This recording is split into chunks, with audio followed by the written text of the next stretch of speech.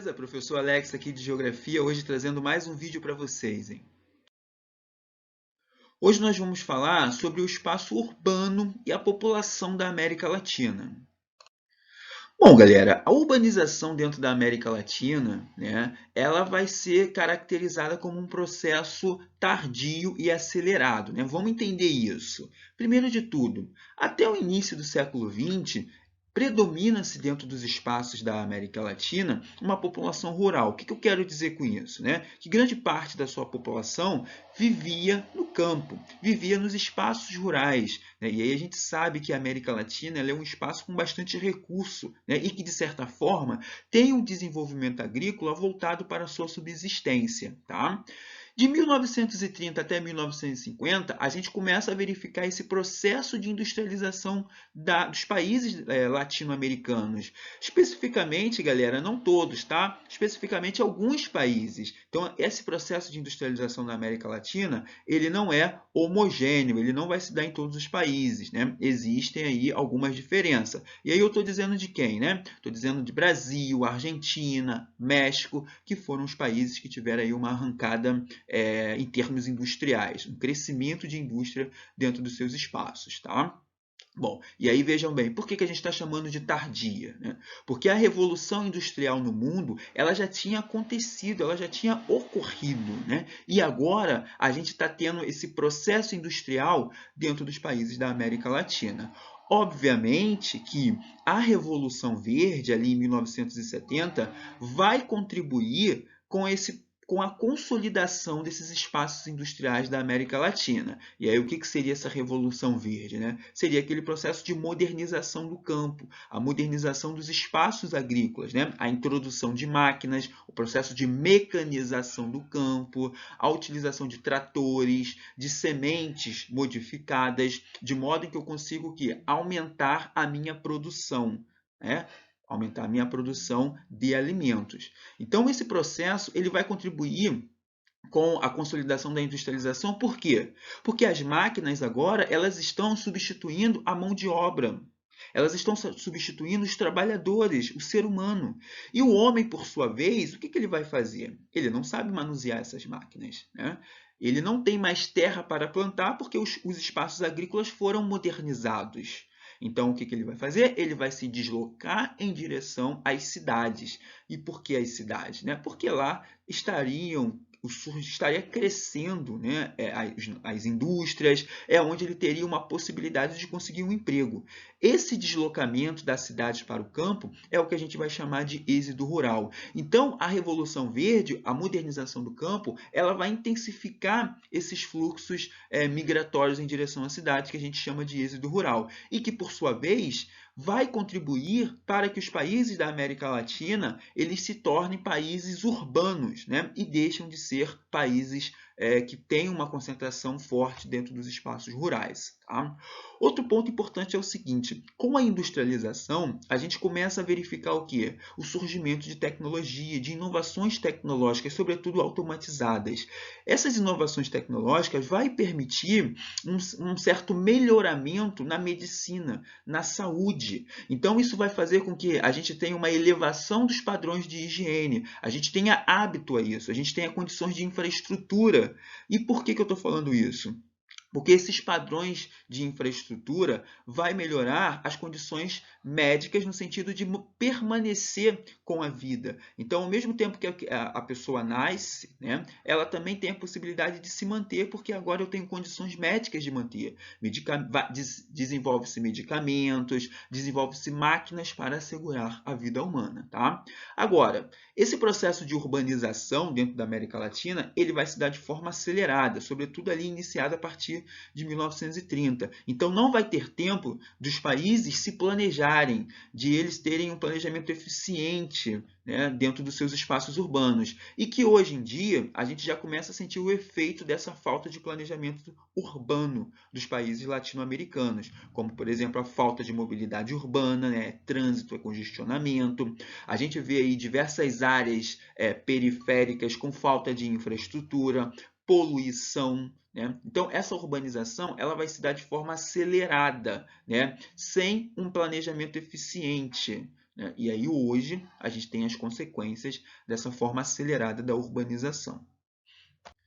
Em relação às características da população da América Latina, primeiro que é uma população heterogênea, né? A gente tem uma mistura de povos aí, e ela é bastante irregular. Irregular por quê? Porque ela é concentrada em algumas partes do território, sobretudo ao longo do seu litoral. E aí a gente já consegue identificar olhando para o mapa, né? Esse mapa de densidade demográfica mostra que a maior densidade que a gente tem está ao longo do litoral. É só você olhar para o Brasil que você vai perceber essa grande concentração de população, né? Claro que isso vai se explicar pelos fatores históricos, como a sua colonização, como o crescimento industrial que se deu nos municípios, né, nas cidades ao longo do litoral. Bom, outro ponto é a pluralidade étnica, né? O que eu quero dizer com isso? A gente vai encontrar diversas etnias dentro da América Latina, né? E isso vai favorecer, basicamente, que se predominem dentro da América Latina dois idiomas oficiais, como os espanhóis e os portugueses, né, que foram as duas nações que colonizaram a América Latina e por isso que levam aí esse nome, né, de América Latina, porque são línguas oriundas do latim.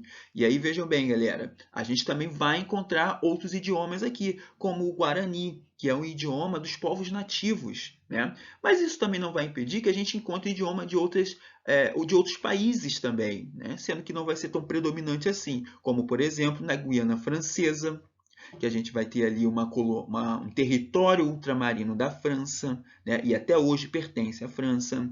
A gente vai ter o Suriname, que foi uma colônia holandesa, né? Então a gente também vai trazer essas influências de outras nações aqui para a América Latina. Contudo, vai se predominar, né, o espanhol e o português também, justamente pela sua quantidade de território que foi explorado por essas nações. Tá?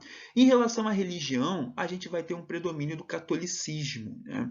Mas também a gente vai encontrar outras religiões, o hinduísmo, o budismo, né? Os protestantes e tudo mais. Bom, galera, em relação às tendências populacionais da América Latina, atualmente ela conta aí com 640 milhões de habitantes. A expectativa é que para 2050 a gente tenha 800 milhões de habitantes em todo o seu território, né? E isso se deve ao quê? Ao melhoramento nas condições médicas e sanitárias. A tecnologia, ela contribui com a medicina, e isso propicia o quê? Um aumento da expectativa de vida. As pessoas agora elas vivem mais, né? Os idosos vivem mais e que, de certa forma, melhorando as condições da medicina, eu também consigo manter aquela criança que nasceu, né? Então, eu vou ter o quê? Uma redução das taxas de natalidade. Mas que em alguns países latino-americanos a gente verifica uma redução desse crescimento populacional, como é o caso do Brasil. Essa redução da sua população se deve a alguns fatores, como o maior custo de vida, né? As pessoas agora estão tendo que gastar mais dinheiro, a participação da mulher no mercado de trabalho, isso está se ampliando. A mulher atualmente ela busca um emprego, ela busca se qualificar mais, busca estudar mais para depois ter filhos. Então, esse pensamento hoje da mulher induz o quê? Uma menor taxa de natalidade, tá bom? Bom, isso tudo impacta em quê, galera? Vamos lá, pensa comigo. Atualmente, esses países que apresentam essa redução populacional, eles têm uma menor taxa de natalidade. Tendo uma menor taxa de natalidade, eles vão ter lá na frente, né, uma menor taxa de quê? Adultos. Esses adultos, essa classe adulta, né, que é aquele meiozinho ali da pirâmide etária, ele também vai ser conhecida como PEA, exatamente. População economicamente ativa. Mas vejam bem, se eu tenho uma redução das taxas de natalidade, lá na frente eu também vou ter uma redução dessa PEA, dos adultos. E isso, galera, é muito ruim para a economia de um país. Por quê? Essa população economicamente ativa é quem está apta a entrar no mercado de trabalho, é a mão de obra de um país. E se eu tenho uma redução desse grupo de pessoas, consequentemente a economia do país irá ficar desfavorecida, né? É o que acontece em alguns países, tá bom? Bom, e aí vejam bem, o Brasil, por exemplo, o Brasil está vivenciando exatamente esse momento de bônus demográfico. O que é o bônus demográfico, né? O bônus demográfico é quando eu tenho a sua maior parte da população dentro da classe adulta. E aí, veja, a gente tem uma tendência de ter uma população envelhecida. As taxas de natalidade do Brasil, elas estão o quê? Pegando como exemplo, né, de um país latino-americano, as taxas de natalidade elas estão reduzindo. Então, a minha classe adulta, agora, ela está se ampliando. E que lá na frente vai ampliar quem? A minha classe de idosos. Então, a gente tem uma tendência a ter uma população envelhecida. Sendo que essa classe de adultos, ela não vai se renovar. Por que ela não vai se renovar? Porque eu tenho uma classe de jovens menor. Né? E aí, esse momento que a gente está falando aí de uma maior classe de adultos é o que a gente chama de bônus demográfico. É um momento ideal para movimentar a economia de um país. Agora, toma cuidado com uma coisa. Os países que apresentam esse bônus demográfico, não necessariamente eles têm uma economia boa, justamente porque eu tenho que aliar a maior quantidade de mão de obra à geração de emprego. E é o que não acontece em muitos casos. Tá bom? Então, qual é a tendência populacional da América Latina? É você apresentar um crescimento populacional justamente pelo desenvolvimento da tecnologia, aumento na expectativa de vida e redução das taxas de mortalidade. Contudo, alguns países latino-americanos, eles estão o quê? Reduzindo o seu crescimento populacional, exatamente pelo aumento de custo de vida, pela inserção da mulher no mercado de trabalho, tá? E que essa dinâmica interfere diretamente aonde? Reduzindo as taxas de natalidade, eu vou lá na frente reduzir o meu grupo de PEA. Né? Reduzindo esse grupo da PEA, o que eu vou ter? Uma redução aí de mão de obra. Reduzindo a mão de obra, eu não vou ter pessoas aptas a entrar no mercado de trabalho. Então, a economia daquele país ela pode começar a declinar, tá bom? Já o bônus demográfico, o que é o bônus demográfico? É aquele momento em que um país ele tem a sua maior faixa populacional, né, dentro ali da pirâmide etária, na classe adulta, que é quem está apta ao mercado de trabalho. E que tendo uma redução da PEA, esse bônus demográfico não vai existir, na verdade. Né? Bom, galera, é isso. Obrigado pela atenção e até a próxima.